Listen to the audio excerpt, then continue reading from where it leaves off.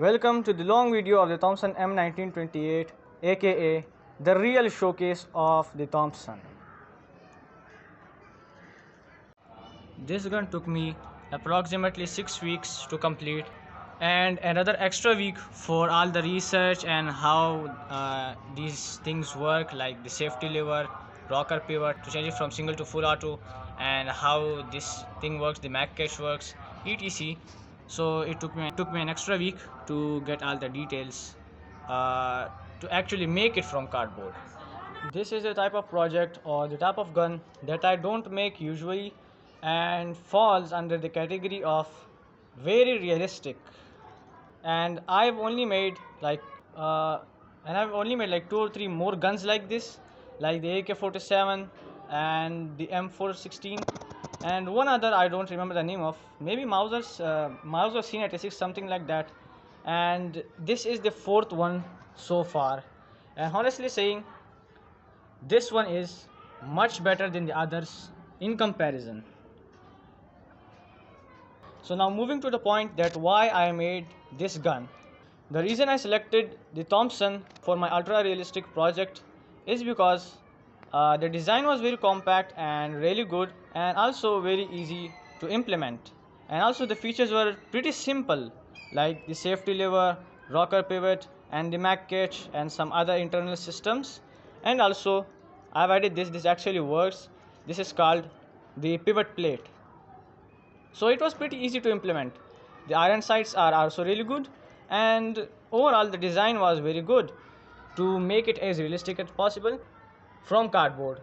So that's why I selected this gun for my realistic projects. And overall, this wasn't that hard to make as compared to the M416, which took me approximately 2 months to complete.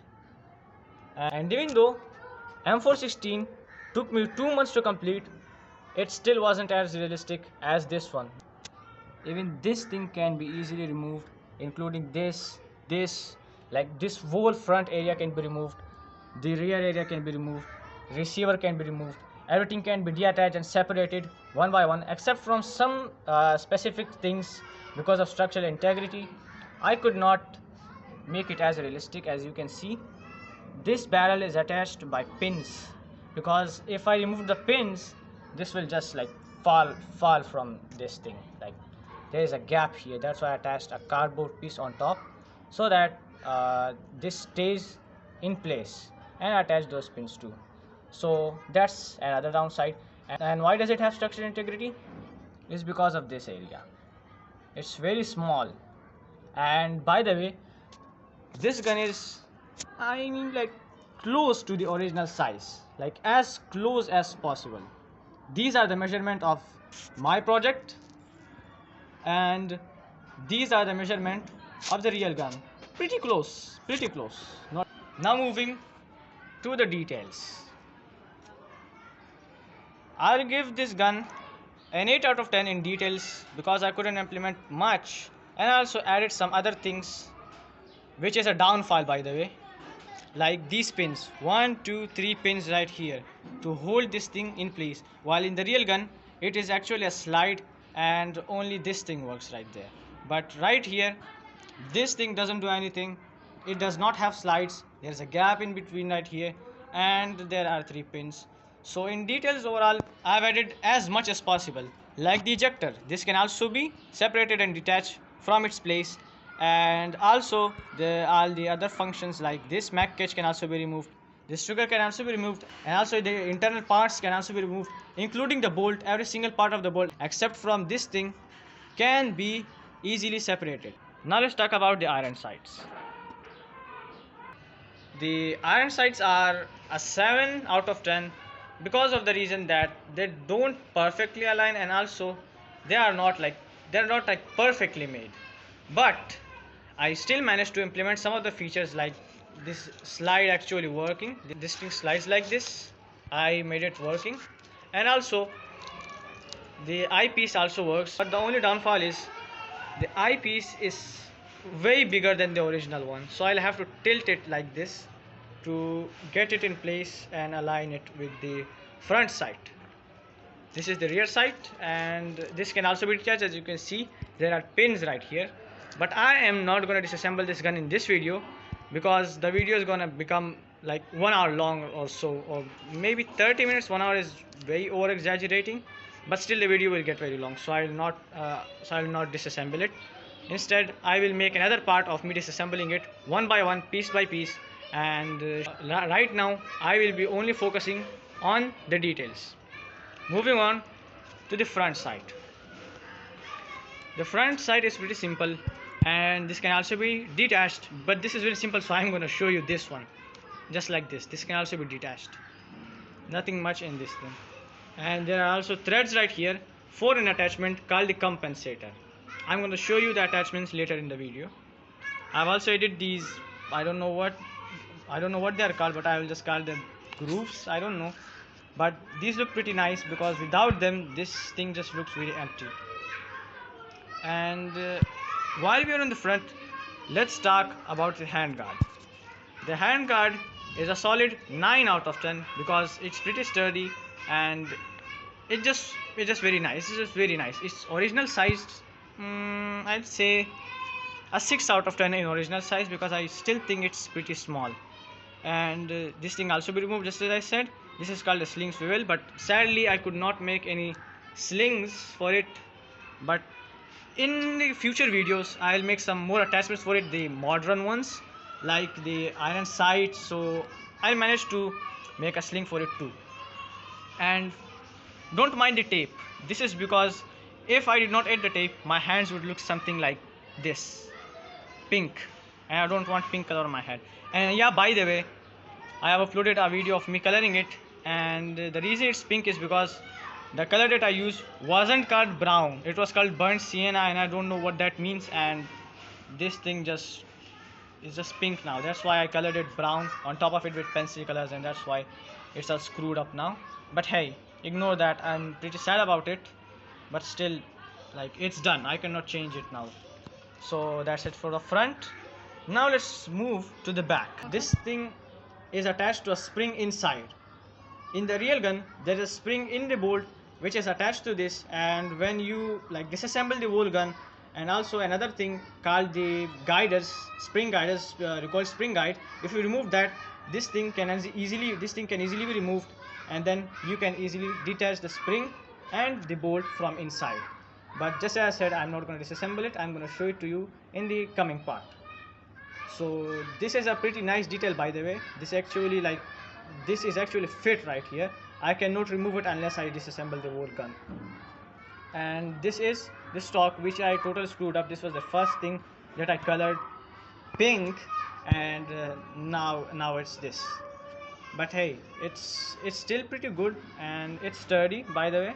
It's like not wiggling or something like that, but that's because instead of a slide just like that, a downfall again, I attached it by 2 matchsticks, or you can call it pins. And when I remove these pins, I can easily remove the stock. I could show it to you, but I just don't want to because that would just like mess up my whole disassembly video if I just keep disassembling all the small parts. And you know, this is the butt plate, and I messed up this too. The reason I have attached these 3 parts right here is because I was trying to make it detachable, but I screwed up, and this would just fall down every time. So there are holes in these 3 parts where I attached where I put a cardboard on, like 3 holes, and because of that it looks like this now.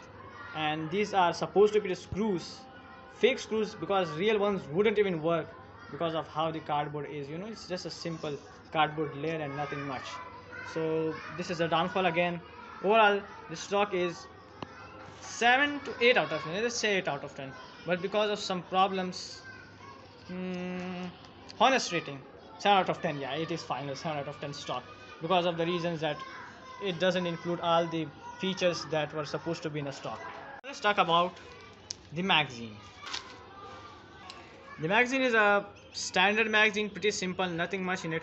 I don't exactly remember the rounds, how much round it holds, but it's probably 25 to 30 rounds. It's a standard magazine, and every single part of this magazine can also be removed, but to some extent, and like to a limit.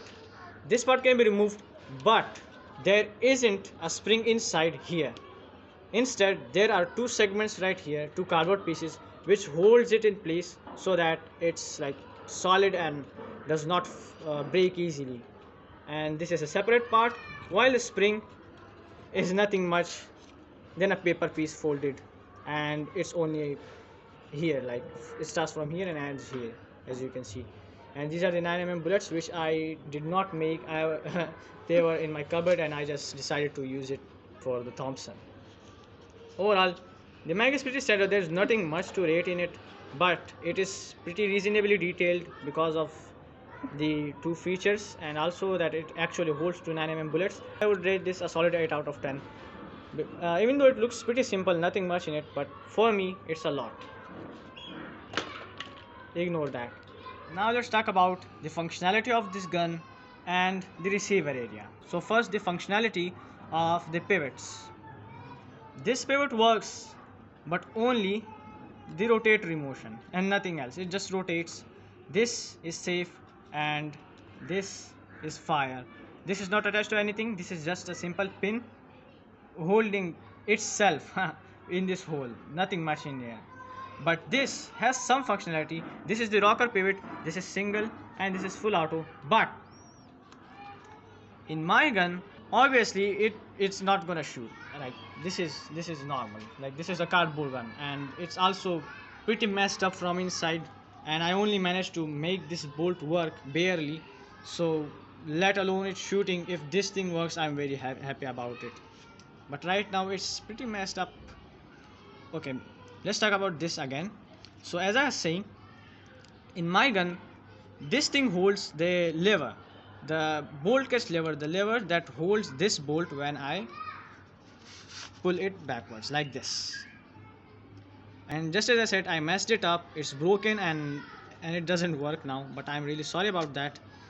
But hey, it should work something like this. Yeah, after 3 or 4 tries it worked. So this thing holds the lever inside. When I remove this thing, I would easily be able to remove that lever which hold this bolt, and then I press the trigger and all the normal functions. Now the mag catch. The mag catch is actually working. It's real. When I push this thing goes inside, and when I like, the only downfall is like I have to manually do it. That's why I'm saying when I do this, there's no spring in here to do this automatically, because of the reason that here there is only cardboard and not much space available, and the space that was supposed to be a rubber band or a spring is taken by this trigger, which comes to this place. It's very big it's very big inside.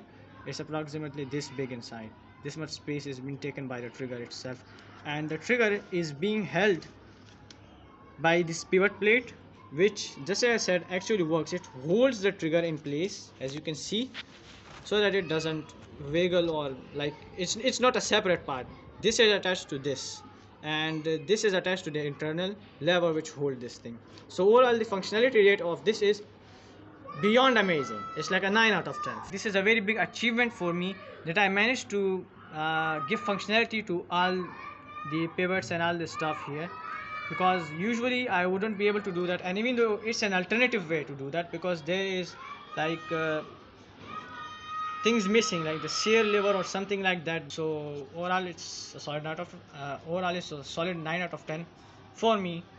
And that's it about this, and that's it about the functionality. And this thing isn't functional because this cannot be detached. As you can see, it's taped right here and glued right here because of structural integrity. This is not wood or steel, so that I can insert a screw right here and it would be sturdy, and like the real gun. Of course it's a cardboard, so why would it be? So that's about the functionality. I'm really sorry guys, I lost the clip where I actually started to showcase the attachments, and thankfully I only lost the clip of me only showcasing my first attachment, which was the compensator, as you can see right here. So I'm really sorry about that, and I'm really thankful and grateful to Allah subhanahu wa ta'ala that I only lost the clip, which was about 2 minutes long, and I was only talking about the compensator and yapping all about how trash the compensator was. So sorry about that. Anyways, Second attachment is the drum mag, and it's a little bit smaller than the original one, but this looks pretty good with the drum mag, and I would probably use this in my future videos rather than this small standard boy. I would use this because it looks perfect, but still only a 7 out of 10 for your drum mag because it's pretty small, but functionality is still there. This doesn't work actually because there's nothing inside, but it still moves, so that's pretty cool. And also this is a 50 round drum mag, which doesn't look like a 50 round drum mag because, just as I said, it's pretty small than the original one because I did not measure it, and because of it looks pretty weird right here, but it's still pretty good. Moving on, the last attachment, which is the foregrip, which I also messed up by the pink brown color. I'm pretty sad about it. If you are interested to watch me in agony and pain, then go watch this video. Link is in the description.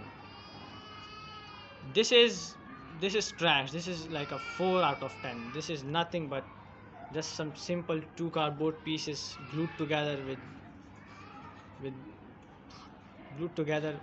cardboard and other random pieces inside it.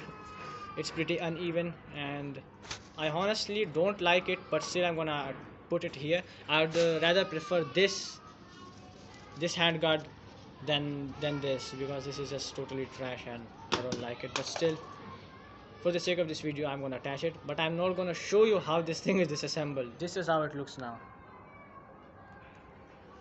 Just as I said, it's also messed up. This wasn't supposed to be like this. Anyways, moving to the shooting.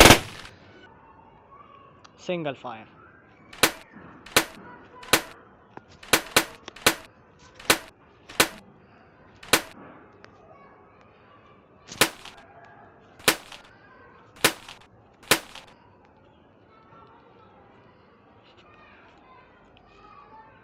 Full auto.